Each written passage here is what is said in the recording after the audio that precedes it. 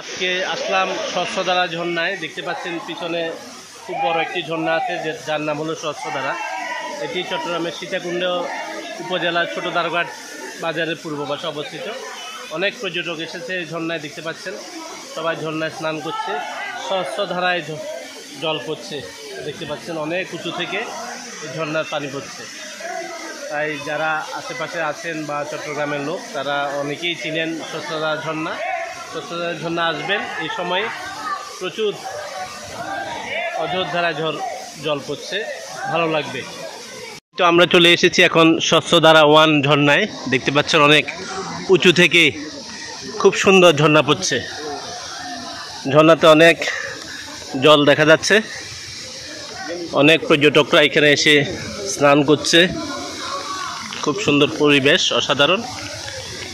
এই ঝর্ণাটি হলো চট্টগ্রাম সীতাকুণ্ড থানার ছোট দ্বারঘাট এলাকায়। ছোট দ্বারঘাট থেকে ঠিক পূর্ব দিকে ঝর্ণার লেকের পার পর্যন্ত গাড়ি আসবে, এরপর জাস্ট বোটে করে চলে আসবেন। সুন্দর একটি ঝর্ণা। এই ঝর্ণাটা আমাদের অনেক শৈশব কেটেছে এখানে। ছোটোবেলা স্কুল থেকে থাকতে আমরা অনেকবার এই ঝর্ণাতে এসেছি। বন্ধুদের সাথে একত্রিত হইলে প্রায় সময় চলে আসি।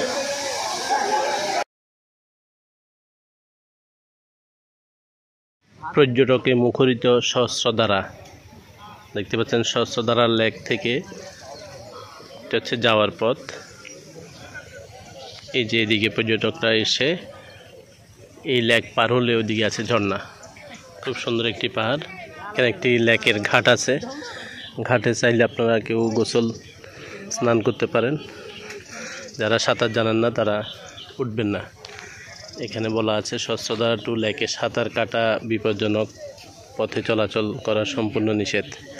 আচ্ছা, সাঁতার কেটে এখানে পারাপার করার জন্য নিষেধ করা হয়েছে। এখানে পর্যটকরা একটু রেস্ট নেবে, আর একটা বোট আসবে, বোট আসলে বোটে করে সবাই চলে যেতে পারবে।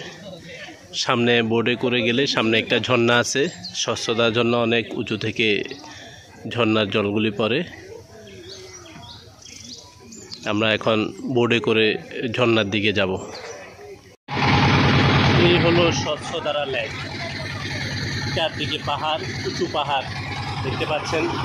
আমরা একটু বোটে করে যাচ্ছি, এই পাশে পাহাড়, ছোট্ট একটা লেক। পাহাড় লেক পার হয়ে একটু পথ দেখতে পাবেন আমাদের প্রধান আকর্ষণ ঝর্ণা। এটা আমাদের বাড়ির কাছেই, খুব সুন্দর একটি অসাধারণ ঝর্ণা। এভাবে আসতে হলে আপনাকে টিকিট সহ বোট ভাড়া 80 টাকা নেবে। আপনাকে বেশি হাঁটতে হবে না, সোজা স্বচ্ছধারায় চলে আসতে পারবে।